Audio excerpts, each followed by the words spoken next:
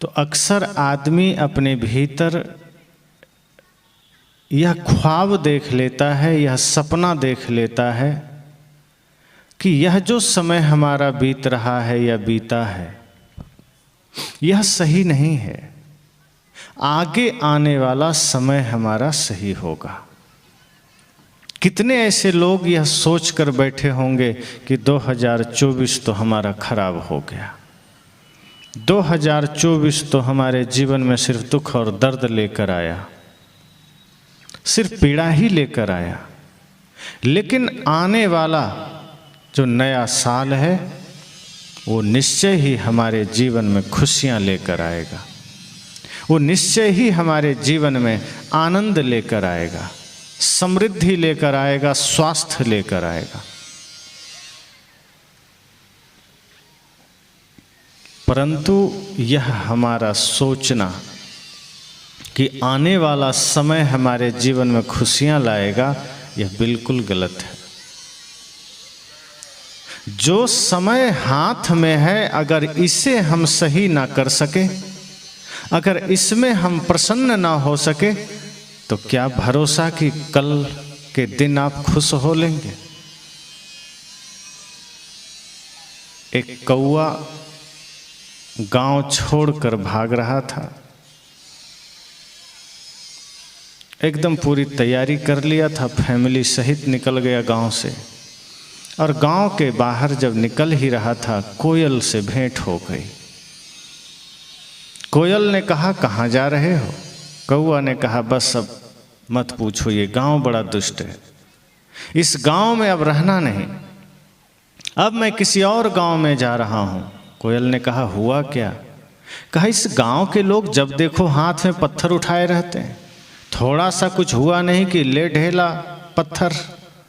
ऐसी जगह रहने से क्या फायदा, इसलिए मैं ये गांव ही छोड़ रहा हूं, मैं कहीं और जा रहा हूं। कोयल ने कहा, तुम्हें गांव छोड़ने की जरूरत नहीं है, और तुम ये सोच रहे हो कि तुम जहां जाओगे वहां के लोग फूल माला से स्वागत करेंगे। तुम भूल में हो। ध्यान रहे, तुम अगले गांव में जाओगे, वहां भी तुम ढेला ही खाओगे, वहां भी तुम पर पत्थर ही फेंके जाएंगे। इस भ्रम में मत रहना कि तुम कहीं और जाओगे तो स्वागत होगा तुम्हारा। कहा, तो रास्ता क्या है? कहा, रास्ता इतना सा है कि तुम काँव काँव करना छोड़ दो, ये गांव भी ठीक ही है। तुम काँव काँव करोगे, धरती पर कहीं भी जाओगे, ढेला ही खाओगे। अब तुम काँव काँव करना छोड़ना नहीं चाहते, गांव छोड़ने के लिए तुम तैयार हो, तो गांव छोड़ते रह जाओगे, धरती भी छोड़ दोगे, तो मारे चले जाओगे। लेकिन काँव काँव करना छूटा कि ये गांव भी ठीक ही है, मैं भी इसी गांव में रहता हूँ और मुझे तो कोई ढेला नहीं मारता। शकल से तो हम दोनों एक जैसे हैं, तुम भी काले हम भी काले। लेकिन तुम काँव काँव करते हो, इसलिए लोग पत्थर उठा लेते हैं। मेरी ध्वनि, मेरी आवाज़ प्यारी है, लोग सुनने के लिए बाहर निकल आते हैं। तो फर्क इतना ही है कि तुम्हें जगह नहीं बदलना है। और अभी क्या होगा, कैलेंडर बदल जाएगा, 2024 के जगह 25 लिखा जाएगा, और क्या बदलेगा? लोग वही रहेंगे, समस्याएं वही रहेगी, जीवन वही रहेगा, जीने का ढंग वही रहेगा, दुख नहीं मिटेगा। संत कहते हैं, कैलेंडर बदले, उसके साथ साथ मन भी बदले। और जब मन बदलेगा तो आप जहाँ हैं वहीं आनंद है, जहाँ हैं वहीं स्वर्ग है। फिर कोई पत्थर नहीं फेंकेगा, फिर कोई आपके ऊपर कीचड़ नहीं उछालेगा, फिर जहाँ थे वहाँ भी आनंद था। अब जैसे यहाँ सूर्योदय हुआ, अब कोई कहे मुझे यहाँ सूरज नहीं दिख रहा, तो आप कहेंगे तुम अंधे हो। सूरज उगा है तो दिखेगा ही, और नहीं दिख रहा है तो अंधे हो। अब वो आदमी कहे नहीं, मैं तो ठीक ही हूँ, सूरज भी उगा है, इसका मतलब यहाँ के लोग पापी हैं, इसलिए सूरज दिखना बंद हो गया, तो मैं दूसरे गांव चला जाता हूँ। तो आपको क्या लगता है, दिखेगा उससे? धरती पर कहीं चला जाए, धरती तो छोड़ो, वो साक्षात सूर्य ग्रह पर भी चला जाए और अंधा है तो सूरज नहीं देख पाएगा। लेकिन आँखें ठीक है तो यहाँ ही देख सकता है, इसी गांव में देख सकता है। इसी तरह से अगर मन ठीक है तो धरती का कोई कोना बुरा नहीं है, कोई भी जगह बुरी नहीं है। जहाँ आदमी खड़ा हो जाए वहीं आनंद है, वहीं परमानंद है, वहीं सुख है। अच्छे मन वाला व्यक्ति नरक को भी स्वर्ग बना लेता है, बिखरे हुए जीवन को भी एक सूत्र में बांध लेता है। और प्रेम ही वह सूत्र है जो बिखरे हुए जीवन को एक रस एकजुट कर देता है। लेकिन अगर हम पहले ही मन में कचरा भर रखे हैं तो धरती के किसी कोने में चले जाएं, दुख ही तो मिलेगा। परिवार में दुख हो, चाहे समाज में, चाहे अपने जीवन में, चाहे अकेले में बैठ के कोई रो रहा हो, कारण कोई दूसरा नहीं है। और हम उम्मीद लगाए बैठे हैं कि कल जैसे ही 2025 शुरू होगा हम सुखी हो जाएंगे, हम आनंदित हो जाएंगे। मन बदलने को राजी नहीं है। सारी बीमारियों का जड़ हमारा मन है और मन हम परिवर्तित करने को तैयार ही नहीं। किसी के प्रति कोई द्वेष का भाव आ गया, हम उसे मिटाने को राजी नहीं है। सत्संग सुनते हैं, सत्संग की बातें पंडाल निकलते ही भूल जाते हैं। किसी ने गाली दी, उसे गांठ बांध लिए। 2024 की गालियां 2025 में हम याद रखते हैं, पर 1 घंटा पहले का सत्संग हमें याद नहीं, तो कैसे शांति आएगी। संत कहते हैं एक एक बीते हुए पल से जब आप मुक्त होना शुरू कर देंगे, आप देखेंगे जीवन में एक नया सवेरा शुरू हो गया। हम तो अतीत को इस तरह पकड़ कर बैठ जाते हैं कि जैसे वही सब कुछ था, आने वाला कल में कुछ नहीं, वर्तमान में कुछ नहीं। बीता हुआ एक एक पल आपके जीवन के लिए कोई मायने नहीं रखता। आप उसे लौटा भी नहीं सकते, पकड़ भी नहीं सकते, सोच सोच कर सिर्फ दुखी हो सकते हैं। और आज आदमी की स्थिति यही है कि जो समय आया नहीं उसकी कल्पना में खो रहा है, और जो चला गया उसके बारे में सोच सोच कर रो रहा है। और जो हाथ में समय है इसका हम सदुपयोग नहीं कर रहे, इसका हम कुछ भी नहीं कर रहे। और परिणाम यह होता है कि भविष्य हाथ में है नहीं तो उसका हम कुछ कर नहीं सकते। अतीत हाथ से निकल गया, उसका भी कुछ नहीं कर सकते। और जिस वर्तमान में हम कुछ कर सकते थे, अतीत और भविष्य को सोचते सोचते वो वर्तमान भी निकल जा रहा है। इसलिए हम कैलेंडर बदल देंगे, तारीखें बदल जाएगी, घर भी बदल देंगे, लेकिन शांति नहीं मिलेगी। आदमी सोचता है चलो पुराने घर में विवाद था, पुराने घर में झगड़ा था, अब नया घर बना लेते हैं, शायद यहाँ ठीक हो जाए। और नया घर भी बन गया।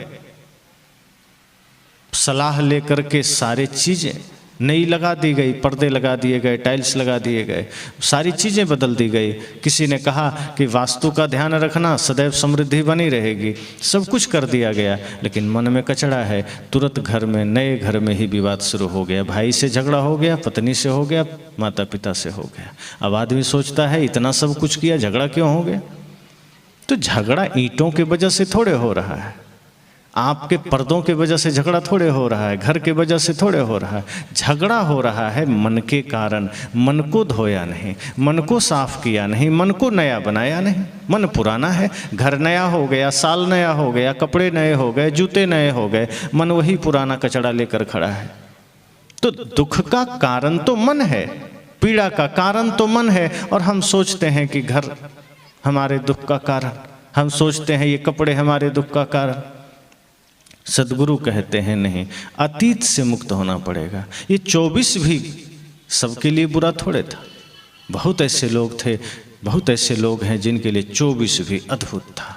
हमारे लिए तो हर दिन अच्छा है। हम जिस जीवन में जी रहे हैं, हमें तो एक एक पल आनंद से भरा हुआ मालूम पड़ता है। कभी ऐसा लगा ही नहीं कि कोई समय खराब है, कोई दिन खराब है। आज हमारे शरीर का जन्मदिन है। लोग मुझे शुभकामनाएं दे रहे हैं, बधाइयाँ दे रहे हैं कि आपको जन्मदिन की शुभकामनाएं।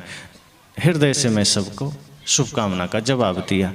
लेकिन जब मैं खुद सोचता हूँ तो मुझे लगता ही नहीं कि मेरा जन्मदिन है। मैं इतना ही सोचता हूँ कि जन्मदिन अर्थात जिस तारीख में मैं इस धरा पर जन्म लिया, आज वही तारीख है, इससे ज़्यादा और कुछ नहीं। लेकिन वो दिन तो बिल्कुल भी नहीं है, क्योंकि वो दिन निकल चुका काफ़ी पहले, 35 साल पहले वो दिन निकल चुका। आज तो बिल्कुल नया दिन है और ये जन्मदिन नहीं हो सकता। जब मैं सोचता हूं कि मेरा एक एक पल तो निकल चुका है, वो हाथ में नहीं है, फिर ये आज 35वां जन्मदिन या शायद 36वां होगा, ये मेरा 36वां नहीं हो सकता, क्योंकि इससे पहले के जो समय बीते हैं वो तो बीत गया, हाथ में थोड़े है। तो हाँ, ये हो सकता है कि ये मेरा मृत्यु दिन हो सकता है, क्योंकि एक एक पल में मर चुका हूं। अब जो समय मेरे पास है आगे का है, पीछे का मैं लौटा नहीं सकता। अगर आप गहराई से सोचें तो हमारा 35 साल मर चुका, वो लौटेगा क्या? 35 साल ये शरीर मृत्यु के आगोश में चला गया। और यह भूल ना हो किसी से कि हम अचानक मरते हैं, एक एक दिन एक एक पल हम मरते हैं। ये शरीर एक एक क्षण मरता है, कभी अचानक मृत्यु नहीं घटित होती।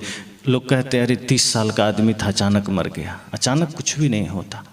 इस धरती पर जिस दिन हम कदम रखते हैं, बल्कि माँ के गर्भ में जिस दिन हम आते हैं, मृत्यु हमें छीन करना शुरू कर देती है। उसका काम ही है कि जैसे ही यह शरीर में जीवन आता है कि मृत्यु साथ में आती है, अलग से कभी नहीं आती और अचानक नहीं आती, वो साथ साथ चलती है।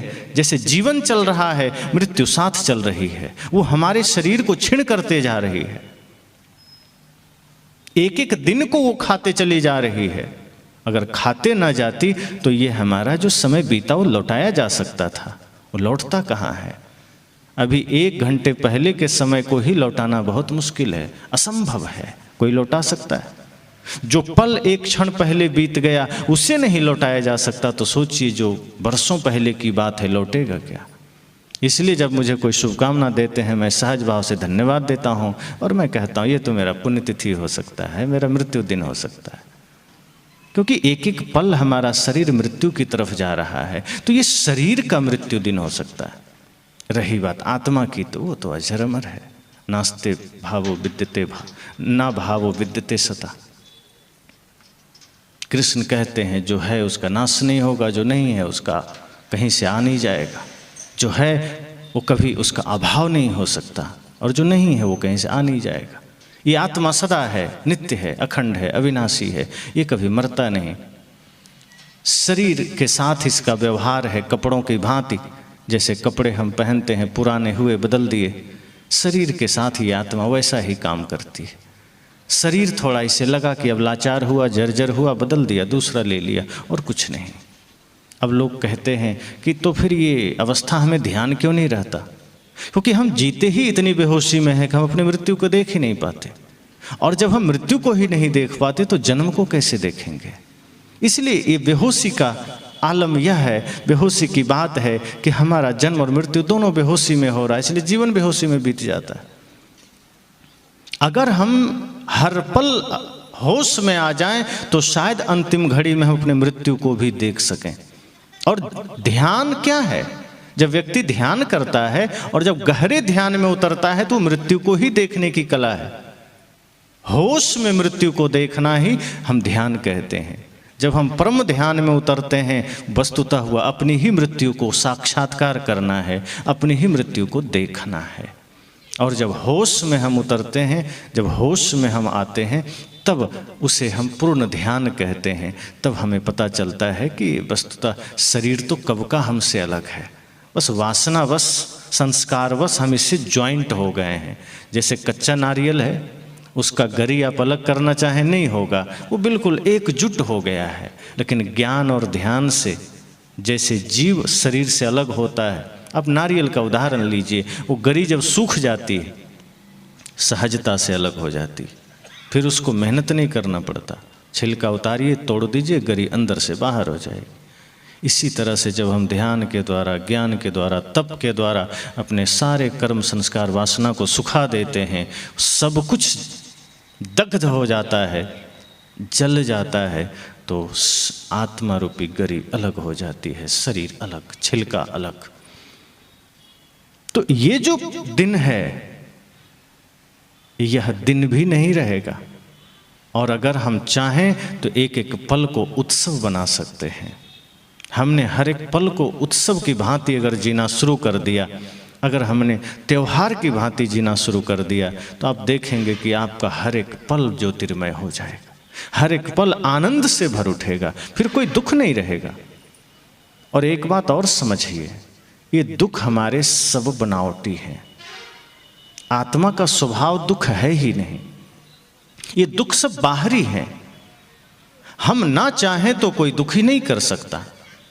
और एक बार आप संकल्प ले लीजिए कि कम से कम मुझे 1 महीना दुखी रहना ही नहीं, सुखी रहना है। किसी भी स्थिति में सुखी रहना है। आप देखेंगे धीरे धीरे आप सुखी होना शुरू हो जाएंगे। क्योंकि जो कोई भी आपको दुखी कर सकता था, जो कोई भी आपको पीड़ा दे सकता था, आपका मनोबल इतना ऊंचा हो जाएगा कि दूसरा उसमें सफल ही नहीं हो पाएगा। आप जिस दिन अपना मालिक बन जाएंगे, कोई दूसरा आपको दुखी कर ही नहीं सकता। हम दुखी ही होते हैं दूसरों के वजह से, अपने वजह से कभी दुखी नहीं होते।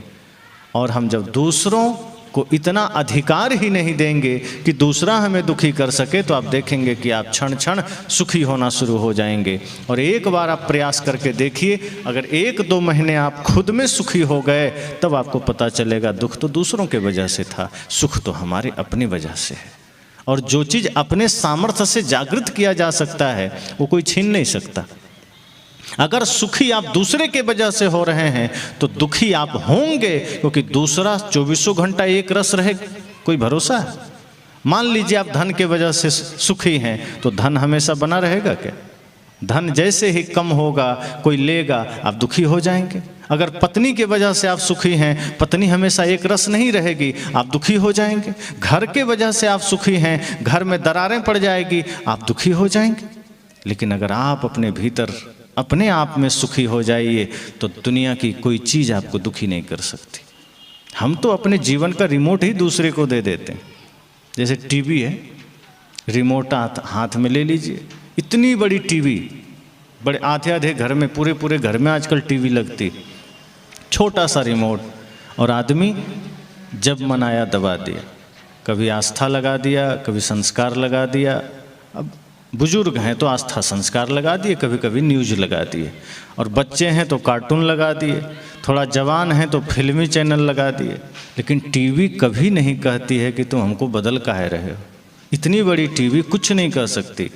आस्था चैनल लगा दीजिए तो टीवी धन्यवाद नहीं देगी कि अच्छा हुआ तुमने धार्मिक चैनल लगा दिया, और फिल्मी चैनल लगा दीजिए तो टीवी नाराज नहीं होगी कि तुमने क्यों लगा दिया। आप मालिक हैं, टीवी चलती रहेगी जैसे मन वैसे। हर क्षण बदलिए टीवी, हो सकता है ज़्यादा दिक्कत में ख़राब हो जाएगी, बोलेगी नहीं। वैसे हम भी अपने जीवन का रिमोट दूसरों को दे देते हैं कि तू रख। जब दूसरे का मन हुआ बटन दबा दिया, हम क्रोध में आ गए। दूसरे का मन हुआ बटन दबा दिया, हम गाली देने लगे। दूसरे का मन हुआ बटन दबा दिया, हम झल्ला गए, हम निंदा शिकायत में आ गए। दूसरे ने बटन दबाया, थोड़ा हम मुस्कुरा दिए। जैसा चाहा दूसरे ने बटन दबाया, हम हंसे, मुस्कुराए, रोए। मतलब हमने स्वयं का नियंत्रण ही दूसरे को दे दिया। वो चाहे तो हमें हंसा दे, वो चाहे तो रुला दे। अब जब दूसरे को ही नियंत्रण आपने दे दिया, तो दूसरा मालिक हुआ, आप नौकर हुए। वो जब चाहे आपको हंसाए। संत कहते हैं मालिक बनिए। जीव तो मालिक है ना, और जीव अगर नौकर बन जाए तो क्या स्थिति होगी? दुख से कोई मुक्ति नहीं दे सकता। और फिर हम कहते हैं दुख ने, भगवान ने दुख दिया। फिर हम कहते हैं कि परमात्मा ने दुख दिया। ये परमात्मा है कि शैतान है? दुख देगा आपको, परमात्मा ही तो है, क्यों दुख देगा? आपसे कोई दुश्मनी थोड़े है। भगवान की किसी से कोई वैर है क्या? वो तो, अब आप खुद सोचिए, आपके 2 बच्चे हैं, एक बच्चा धर्मात्मा है, एक दुष्टात्मा है, मान लीजिए, और आप पिता हैं, और आपको ये अधिकार दे दिया जाए कि आप अपने बच्चे का भविष्य लिखिए, तो आप क्या करेंगे?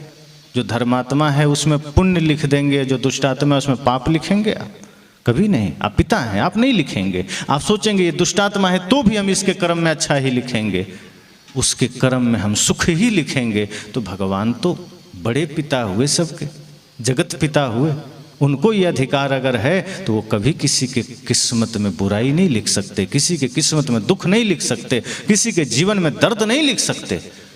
वो जानेंगे कि इसने भूल की है, लेकिन है तो मेरा ही संतान, हम इसे दुख नहीं दे सकते। और यदि भगवान को इतना पावर है कि वही सबका दुख दर्द का बंटवारा करते हैं, किस्मत लिखते हैं, वो सदैव अच्छा लिखेंगे, सदैव पवित्र लिखेंगे। मैंने कहा ना कि हम होते ही इतनी बेहोशी में कि हमारा जन्म मृत्यु भी बेहोशी में हो रहा है, और उसी बेहोशी में हम अपना भाग्य खुद भी लिख रहे हैं। हम खुद अपना भाग्य लिखते हैं, खुद ही अपना सुख दुख लिखते हैं। एक आदमी ने पूछा, जब हम खुद लिखते हैं तो हम बुरा क्यों लिखेंगे? संत ने कहा, लिखते तुम बेहोशी में हो, इसलिए तुम्हें पता नहीं चलता तुम अच्छा लिख रहे हो कि बुरा लिख रहे हो। होश में रहो तो अच्छा लिखो। और लिखने का तात्पर्य कोई कलम किताब लेके थोड़े लिखना है, कॉपी लेके। लिखने का मतलब है बेहोशी में जो कर्म हो रहा है वो पाप कर्म हो रहा है, और जो भी पाप कर्म हो रहा है वही तुम्हारा भाग्य बन रहा है। अब तुम अच्छे कर्म करो होश में आकर के, वो भाग्य अच्छा बनेगा। अगर बेहोशी में पाप कर्म हो रहे हैं तो भाग्य गलत बनेगा, दुख आएंगे जीवन में। तो लिख तो हम खुद ही रहे हैं, लेकिन लिख इतनी मूर्छा में रहे हैं कि हमें पता ही नहीं चल रहा अपने भाग्य में हम दुख ही दुख लिखे चले जा रहे हैं। हम लिख ही इतनी मूर्छा में रहे हैं, इतने पागलपन में रहे हैं कि हम लिख तो अच्छा चाहते तो अच्छा है, पर हम बेहोशी में पाप करते चले जा रहे हैं, बेहोशी में अधर्म करते चले जा रहे हैं और सोचते हैं कल ठीक हो जाएगा। पाप हो गया, सोचते हैं अब मंदिर जाएं थोड़ा ठीक कर लें, अब थोड़ा तीर्थ जाएं ठीक कर लें, अब थोड़ा गंगा में डुबकी लगाएं ठीक कर लें। अब ये चीज़ें हम करना चाहते हैं, कर्म सुधारना नहीं चाहते हैं। मन गंदा हुआ, मन को धोना नहीं चाहते हैं, सोचते हैं गंगा में डुबकी लगा लें शायद पाप धुल जाए।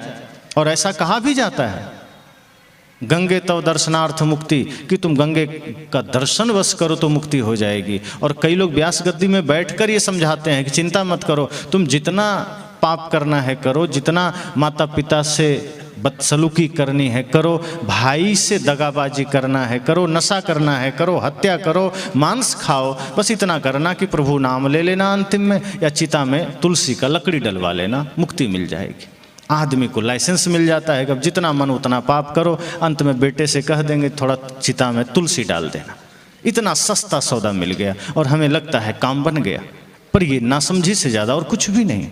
जब तक मन ठीक ना होगा, कर्म ठीक ना होंगे, कुछ नहीं मिलेगा। और हमें ये लगता है कि बाहर कुछ कर लेंगे तो हो जाएगा, कि बाहर डुबकी लगा लेंगे तो हो जाएगा। एक गंगा में डुबकी लगाने से कहीं पाप धुलता है? पाप शरीर में कोई चिपका हुआ धूल थोड़े है कि कंठ में चिपका है। गंगा गंगा बोलेंगे तो उच्चारण तो कंठ से ही होगा, तो कंठ में चिपका होता तो छूट जाता, शरीर में मैल की तरह लगा होता तो नहाने से धुल जाता। पर पाप तो मन में है, और जब पाप मन में है तो मन तक बाहर का जल नहीं जाएगा तो क्या जाएगा? धोना था मन भूल गया तो, धोता रहा तन मल मल के, घर का ईश्वर भूल गया तू, तीरथ करता चल चल के, धोना था मन भूल गया तो। भजन में क्या कहा? मन को धोना था, समस्या मन में थी और हम तन को धोते रहे। कर्म को ठीक करना था और तीर्थों की यात्रा करते रहे। अभी कुंभ मेला लग रहा है, लग गया है, लाखों करोड़ों लोग इस भाव से जाएंगे कि शायद डुबकी लगाते ही पाप से मुक्ति मिल जाएगी। पर वो कभी ये नहीं सोचेगा कि चलो डुबकी लगाना है लगा लेंगे, कोई बात नहीं, लेकिन यहाँ से जाने के बाद माँ को दुख नहीं देंगे, पिता को दुख नहीं देंगे, भाई से बंटवारा नहीं लेंगे, प्रेम से रहेंगे। अब राम के मंदिर में गए, राम की पूजा किए और घर आते ही भाई से कहे जमीन बांट लो, ये राम की पूजा हुई क्या? राम जी ने अपने भाई के लिए गद्दी ही छोड़ दी। और सोचिए भरत कैसे थे? भरत जी ने कहा जब राम जी छोड़ दिए तो मैं कैसे ले सकता हूँ? तो राम जी ने अयोध्या की गद्दी को फुटबॉल समझ के लात मार दिया कि नहीं चाहिए, ले ले तू, मुझे तो भाई चाहिए। भरत जी ने कहा तो मैं कौन सा लेने बैठा हूँ, मुझे भी आप ही चाहिए, ये गद्दी नहीं चाहिए। भरत जी ने भी लात मार दी, लेकिन राम जी के आदेश पालन करने के लिए वो रहे भी तो जमीन से 2 फीट नीचे रहे, ताकि भैया के बराबरी में न रहूं। वो तो भगवान है। आज है क्या ऐसा भाई? राम की पूजा है, धर्म की यात्रा है, तीर्थ की यात्रा है, गंगा में डुबकी है, राम नाम जाप है, रामायण का पाठ है। लेकिन भाई ऐसा नहीं है, कर्म ऐसा नहीं है। बाहर सब कुछ राम की तरह है, लेकिन भीतर सब कुछ रावण की तरह है। यही तो उल्टा हो गया। बाहर दिखावा ना होती कोई बात नहीं, रामायण का पाठ भी ना होता कोई बात नहीं, लेकिन जीवन अगर राम की तरह हो जाता तो क्षण क्षण रामायण प्रदर्शित होता, कर्म में रामायण उतर जाता। लेकिन ऐसा कहाँ है।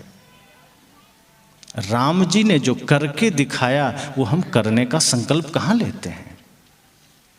हम सिर्फ सोचते हैं कि राम का नाम लेंगे काम बन जाएगा। राम जी ने ऐसा तो नहीं कहा कि तुम नाम बस लेना और काम बन जाएगा, कि तुम गंगा में डुबकी लगाना और काम बन जाएगा। अगर ऐसा सच में होता तो राम जी कह देते कि भाई कोई बात नहीं, तू मेरा नाम ले लेना, मैं तुम्हें मिल जाऊंगा। लेकिन राम जी ने क्या कहा। एक आदमी राम जी के पीछे दौड़ा चला जा रहा था। राम जी ने मुड़कर देखा कि कोई मेरे पीछे भागा चला आ रहा है। कहा तुम कहाँ आ रहे हो। कहा आप ही को पाना चाहते हैं। कहा हमको। तो दौड़े क्यों चले आ रहे हो। कहा आपको पाने के लिए आपके पीछे दौड़ रहे हैं, बहुत देर से दौड़ रहे हैं, आप दिखाई भी नहीं देते थे, अब तो दिखने लगे हैं, अब मैं आपको पालूंगा। राम जी ने कहा ये जितनी दूरी अब बच गई है ये जन्म जन्म तक बच जाएगी, तुम मुझे नहीं पा सकोगे।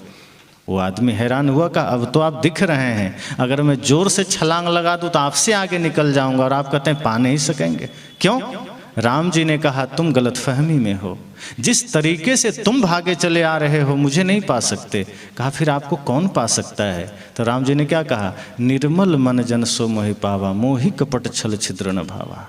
कहा तुम जो सोच रहे हो कि पाप करके मेरे पीछे आ जाओगे राम मंदिर में और मुझे पालोगे, बिल्कुल नहीं। अगर मुझे पाना है तो मन को निर्मल करो, और जहाँ मन निर्मल हुआ राम वहीं मिल जाएंगे, मेरे पीछे आने की जरूरत नहीं है। जो कपटी हैं, छली हैं, वो मुझे पा नहीं सकते, वो मुझे जान भी नहीं सकते, पाना तो दूर की बात। और यदि तुमने मन को निर्मल किया तो मैं वहीं हूं जहां तुम हो। तो राम जी ने कर्म करने की बात कही, पवित्र कर्म करने की बात कही, मन को निर्मल करने की बात कही, नहीं कहा कि डुबकी लगा लेना। उन्होंने तो ये भी करके दिखाया कि प्रातः काल उठ के रघुनाथा मात पिता गुरु ना महिमा था।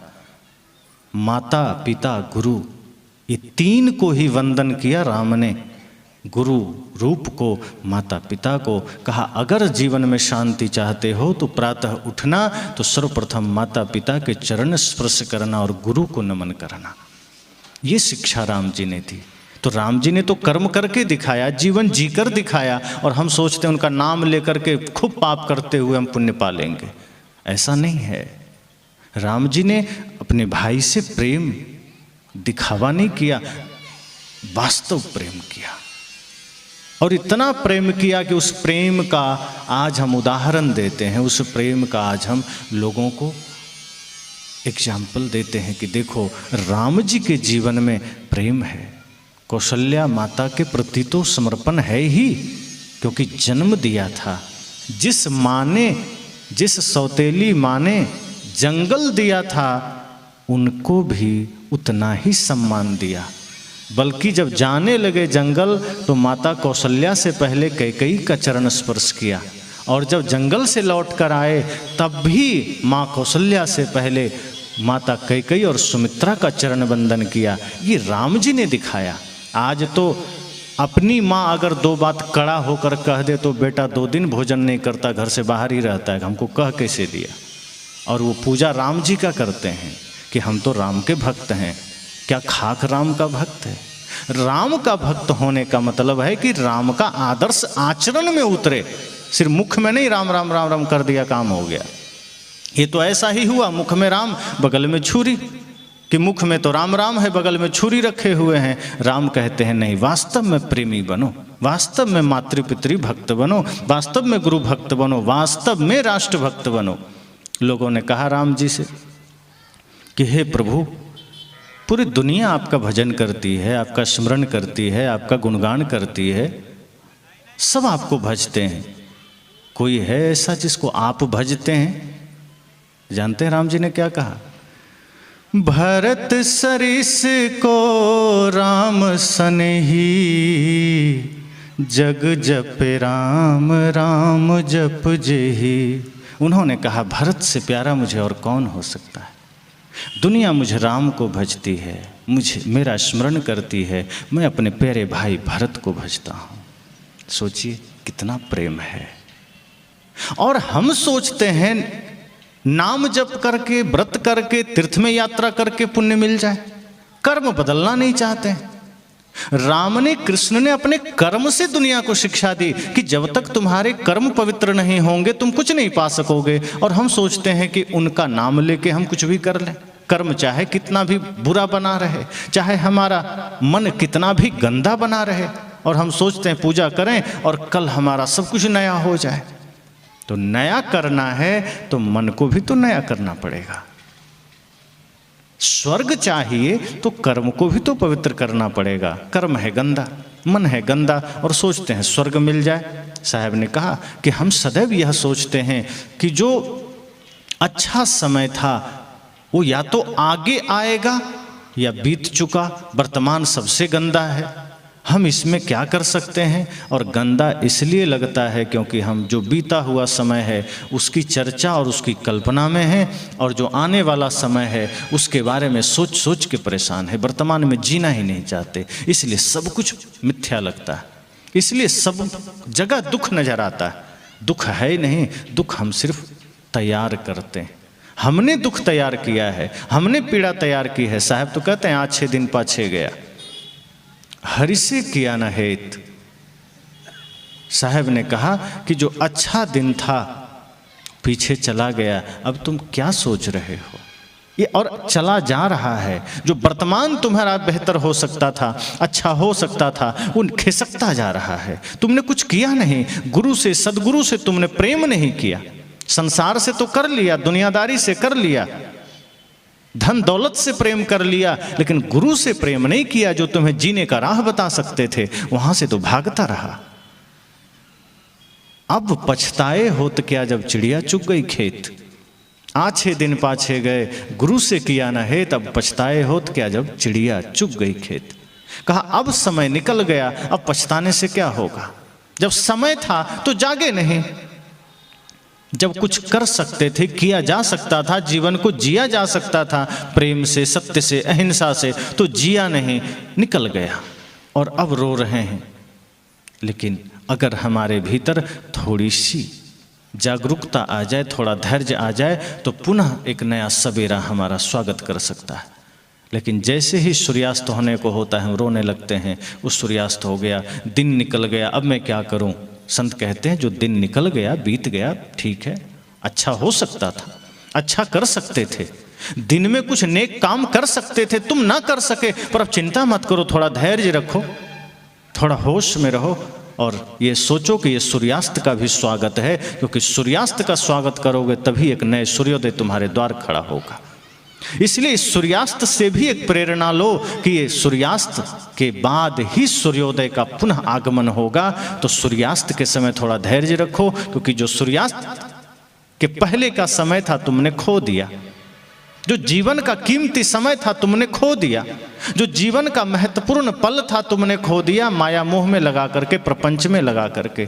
पर अब अगर किसी कारण से नया कोई अवसर मिल जाए, नया सवेरा मिल जाए, प्रतीक्षा करो, और अगर ना मिले तो समझना कि हमारा सब कुछ खो गया, बीत गया। और जैसे ही हम थोड़ा धैर्य रखते हैं, एक नया सवेरा पुनः आता है, एक नया सूर्योदय होता है। और अब हमारी जिम्मेदारी है कि उस नए सूर्योदय में, नए सवेरे में हम अपने मन को नया करें। किसी ने कल हमसे बुरा बर्ताव किया, उसी क्षण भूल जाइए। किसी ने गाली दी, वहीं भूल जाइए। किसी ने अपमान किया, भूल जाइए, याद मत करिए, गांठ मत बांधिए। एक एक पल नया हो जाइए, आप देखेंगे आपका दुख मिटता चला गया। हम जितना अतीत को बांधते जाते हैं, दुख उतना गहरा होता जाता है। हम जितना बीते हुए पल को स्मरण करते हैं, उतना दुखी होते हैं। बीते हुए पल में अगर कुछ बुरा हुआ है, उससे प्रेरणा लीजिए कि ये बुराई हमारा वर्तमान में नहीं होना चाहिए। और कुछ अच्छा हुआ है तो संकल्प लीजिए कि इस अच्छाई को और अच्छा करेंगे और आगे जाएंगे। इस तरह से सदगुरु कहते हैं कि जब बीते हुए पल में हम इस भाव के साथ प्रेरणा लेकर आगे बढ़ते हैं तो आने वाला समय सुंदर हो जाता है, खूबसूरत हो जाता है। फिर कोई दुख नहीं, फिर कोई दर्द नहीं, और कोई दे भी नहीं सकता। और ये मत सोचिए कि वस्तुओं के वजह से सुख और दुख मिलता है। अगर सोना चांदी सुख का कारण होता, धन सुख का कारण होता, पद सुख का कारण होता, तो आप क्या सोचते हैं? ये टाटा बिड़ला डालमिया अडानी अंबानी जितने हैं, ये सारा सुख खरीद के धर लेते घर में कि अब दुनिया में किसी गरीब को सुख कभी मिलता ही नहीं। जो चीज़ खरीदी जा सकती है वो कभी छोड़ेंगे क्या? अगर शांति खरीदी जा सकती थी, मुक्ति खरीदी जा सकती थी, तो जितने दुनिया के पूंजीपति धनपति हैं अब तक वो अपना पेटेंट करा चुके होते, खरीद के रख चुके होते स्टॉक में कि अब किसी को मिलेगा ही नहीं। लेकिन यही तो फर्क है कि जो साधना से पाया जा सकता है, जो तप से पाया जा सकता है, वो सरल ही है, वो धन से नहीं मिलेगा। और अगर साधना से हम मुक्ति पा सकते हैं, तपस्या से शांति पा सकते हैं, अच्छे कर्म से शांति पा सकते हैं, तो ये कोई भी कर सकता है। किसी का ठेकेदारी थोड़े है। ये तो जो मन निर्मल करेगा वही शांति पालेगा। और इसका प्रमाण आप इतिहास में देख सकते हैं, वर्तमान में देख सकते हैं। माता सबरी के पास तो धन बिल्कुल भी नहीं है, पद भी नहीं है, धन भी नहीं है, वस्त्र भी नहीं है, फटे पुराने वस्त्र हैं, चरण पादुका भी नहीं है, खाने को अन्न भी नहीं है। रावण के पास सोने की लंका है विशाल सोने की लंका।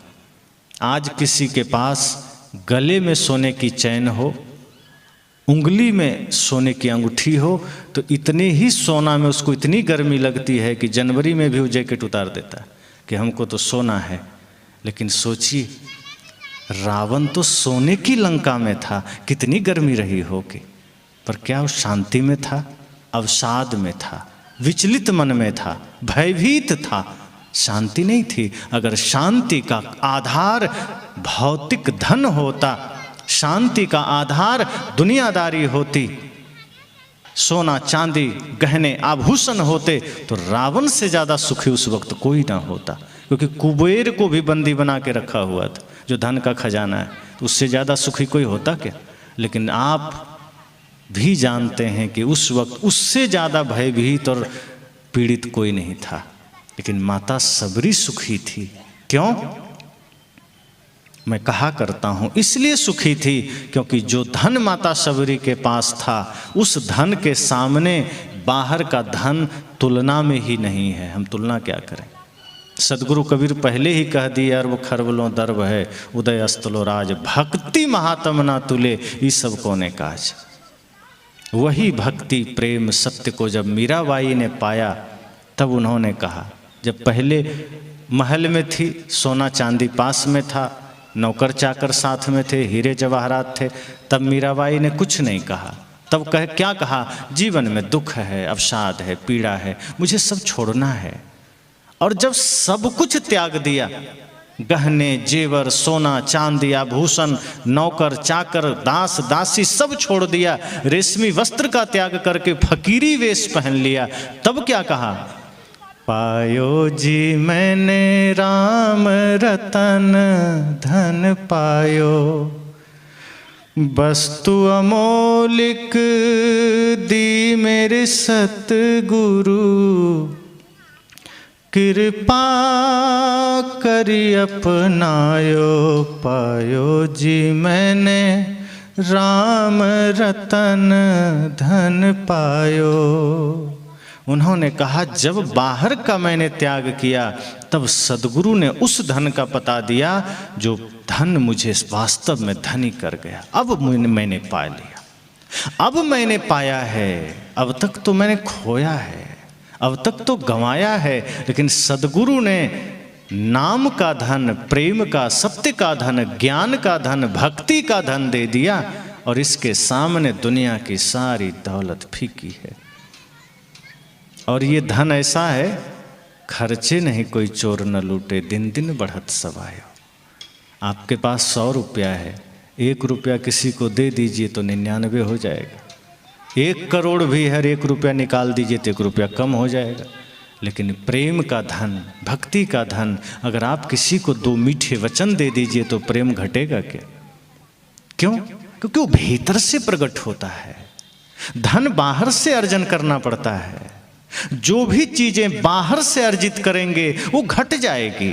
संसार को बाहर से बटोरना पड़ता है। बाहर की समृद्धि कम होती चली जाएगी क्योंकि वो बाहर से आई है। टंकी में आप पानी भरते हैं ना, किसी के छत पर 500 लीटर की, किसी के छत पर 1000 लीटर के, कोई है 5-5 हज़ार की, 10-10 हज़ार की टंकियां बना लेते हैं। और पूरे मोहल्ले के लिए 50-50 हज़ार, 1-1, 2-2 लाख की टंकियां बनती। कितनी भी बड़ी टंकी हो, पानी उसमें बाहर से भरा जाता है, उसका अपना कुछ भी नहीं। और उसमें से किसी ने 1 गिलास निकाल लिया तो उस बड़े से बड़े टंकी में गिलास कम हो गया कि नहीं? अपने से पैदा होगा पानी? नहीं होगा, क्योंकि वो पानी उसका नहीं है, वो बाहर से आया है। तो बड़ी से बड़ी टंकी भी खाली हो जाएगी, उतना कम हो जाएगा। हमारे पास भी जो चीजें हमने बाहर से बटोरा है, धन, पद, सुख, समृद्धि, जो बाहर से लिया है, वो धीरे धीरे कम हो जाएगा। लेकिन आप देखिए, बोर में, कुआं में कभी पानी कम होगा? 1 बाल्टी निकाल लीजिए, फिर उतना हो जाएगा। क्यों? किसी से लिया नहीं है, उसका खुद का है, वो भीतर प्रकट हुआ है। जो खुद प्रकट होता है वो कभी घटता नहीं है।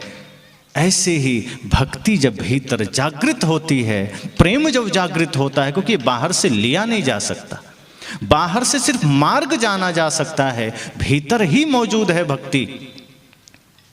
मेहंदी के पत्ते में जैसे लाली मौजूद है, ऐसे ही सबके भीतर में परम शांति मौजूद है। ये जीव का स्वरूप ही शांति है, जीव का स्वरूप ही ज्ञान है, प्रेम है, सत्य है। इसे सिर्फ जागृत करना होता है। और जिस दिन ध्यान सत्संग के द्वारा, गुरु के द्वारा हम अपने भीतर के प्रेम को जागृत कर लेते हैं, अपनी भक्ति को जागृत कर लेते हैं, फिर खर्चे नहीं कोई चोर न लूटे, दिन दिन बढ़त सवायो। फिर वो बढ़ता ही जाता है, वो घटता नहीं है। फिर हमारे अंदर यही भाव जगता है कि ज्योति से ज्योति जगाते चलो, प्रेम की गंगा बहाते चलो, राह में आए जो दीन दुखी, सबको गले से लगाते चलो। फिर हमारी यात्रा ऐसी होती, फिर कोई दुख नहीं, कोई विषाद नहीं।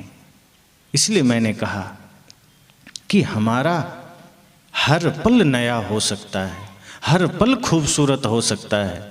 हम अपने वर्तमान जीवन को आनंदमयी बना सकते हैं। ये दुख किसी दूसरे ने नहीं दिए हैं। आपको लगता है कि किसी के वजह से हम दुखी हो गए, तो किसी के वजह से अगर आप दुखी हुए और किसी के वजह से ही सुखी होना चाहते हैं, तो वो सुख फिर मिट जाएगा, वो आनंद पुनः मिट जाएगा। लेकिन अगर आपने अपनी तपस्या, अपनी साधना से शांति पाई है, वो कोई नहीं छीन सकता, कोई नहीं बांट सकता। इसलिए जो बीता है उसमें मन अटकाना, दुख को निमंत्रण देना है।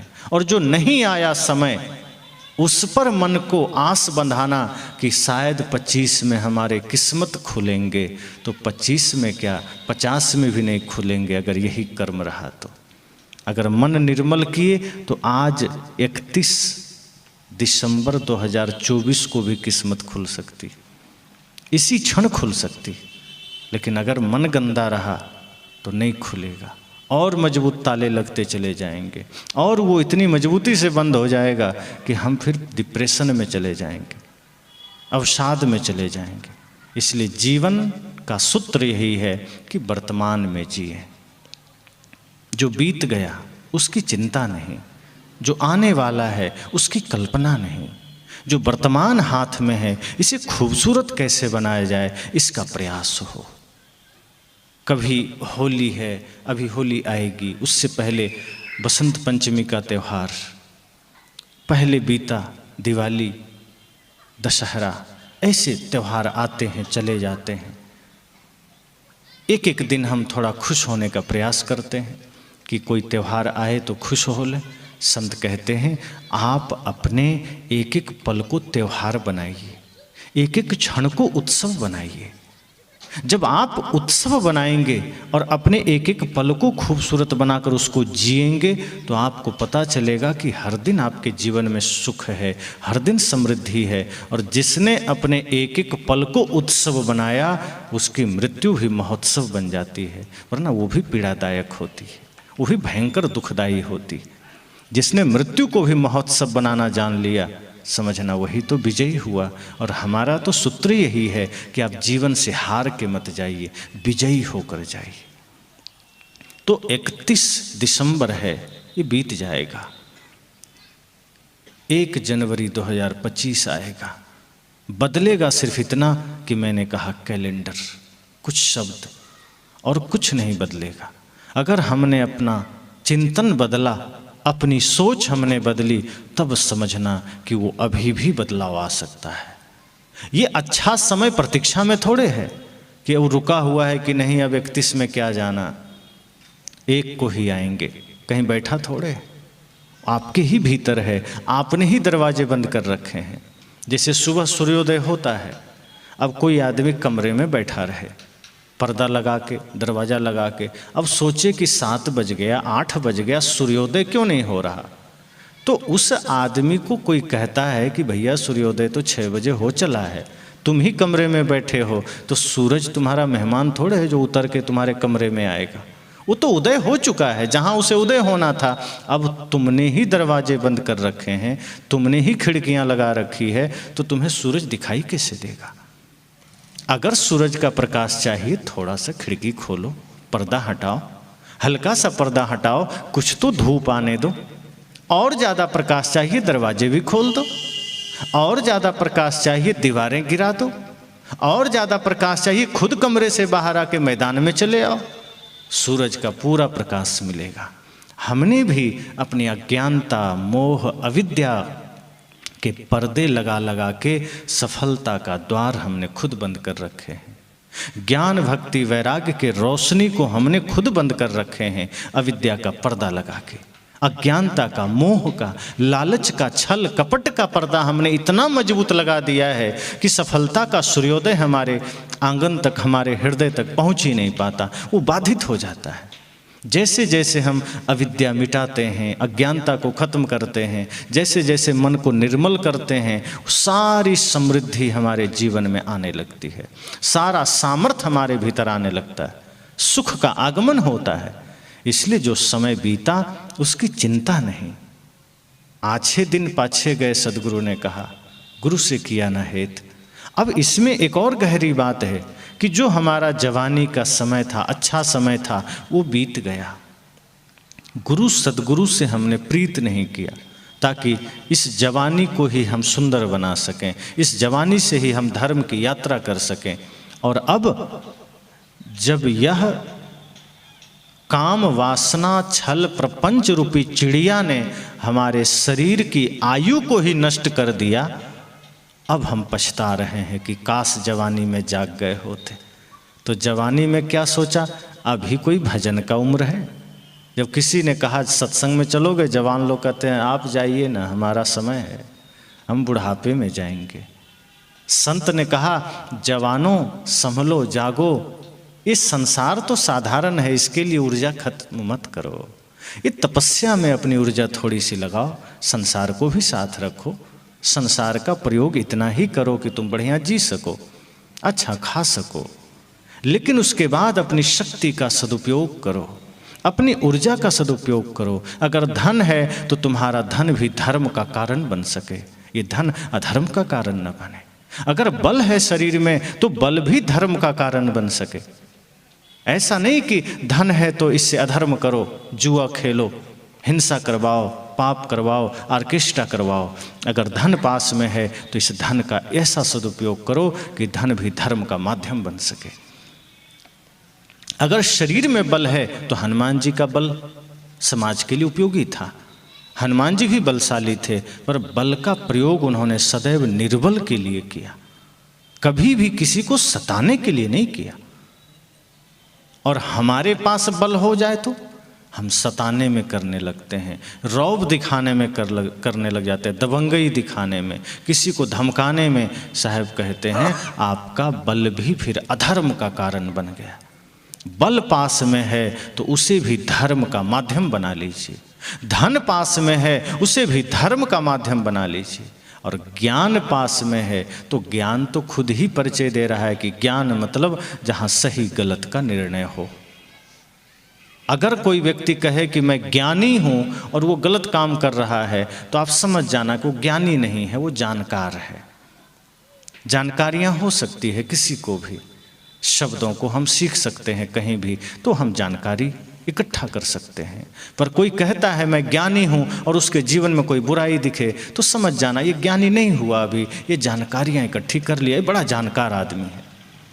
लेकिन जैसे ही ज्ञान जागृत होता है, अच्छे और बुरे की समझ जागृत हो जाती है। ज्ञानी का अर्थ ही है जो अपने को जान लिया, उसे ही मात्र ज्ञानी कहते हैं। शब्दों को जानने वाला जानकार होता है, वो ज्ञानी नहीं होता। जिसने स्वयं को जाना, आत्मा को जाना, अपनी ओर जानने का प्रयास कर लिया, वो ज्ञानी हुआ या वो ज्ञानी होने के मार्ग पर है। इसलिए जब हम सत्य असत्य को जानने लगे, जब हम सही गलत को जानने लगे, तो समझना कि अब ज्ञान जागृत हुआ और वो ज्ञान आपको मुक्ति तक ले जाएगा। तब वो ज्ञान आपके मुक्ति में सहायक बनेगा, तब वह ज्ञान आपकी शांति में सहायक बनेगा। वरना कई बार तो खुद ज्ञान ही डूबने का कारण बन जाता है। अर्थात जानकारी, अधिक जानकारी हुई तो घमंड साथ में आ जाता है कि मैं तो शास्त्र जानता हूँ, मैं तो वेद जानता हूँ, मैं तो गीता भी जानता हूँ। फिर जैसे ही मैं जानता हूँ का भाव आया कि वहाँ समझना ज्ञान खत्म हो गया, वो जानकारियाँ आ गई और अहंकार साथ में आ गया। इसलिए जैसे ही विकार आए कि फिर धर्म भी पाप का माध्यम हम बना लेते हैं, फिर वो पुण्य का माध्यम नहीं बनता। संत कहते हैं आपके पास ज्ञान है तो उससे भी धर्म का माध्यम हो, तब ज्ञान है। बल है तो धर्म का माध्यम बनाना।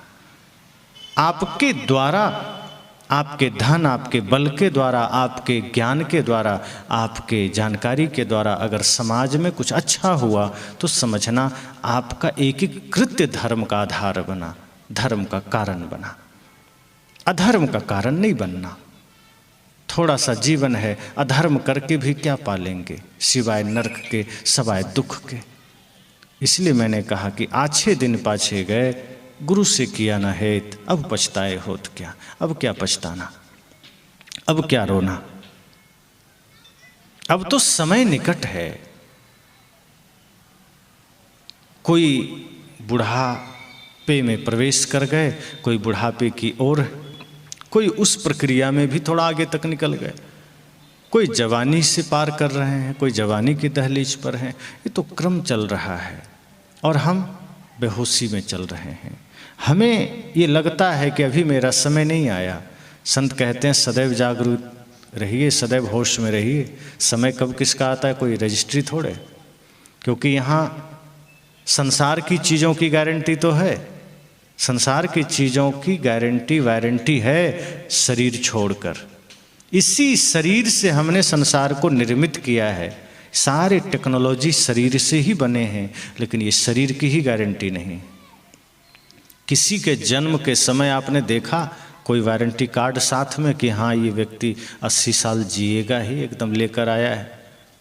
किसी के भी साथ नहीं देखा, मिलेगा ही नहीं। ये चाइना है, मेड इन चाइना, ये शरीर मेड इन चाइना है। चल गया तो चल जाएगा 10, 20, 50 साल, 100 साल। नहीं चला तो दुकान में जैसे सामान लेते हैं ना, तो कई बार ऐसा होता है कि आप चाइना का कोई भी सामान आप लेते हैं, इलेक्ट्रिक सामान, तो दुकानदार से आप पूछते हैं कि दुकानदार साहब कब तक चलेगा, तो दुकानदार क्या कहते हैं, ले जाओ, चल गया तो चल जाएगा, वरना ख़राब होना होगा तो भी बाहर निकलोगे ख़राब हो जाएगा। यही शरीर के साथ है। चल गया तो 100 साल कोई जी गया, नहीं चला तो जन्म लेने से पहले माँ के गर्भ में ही बच्चे विदा हो जाते हैं।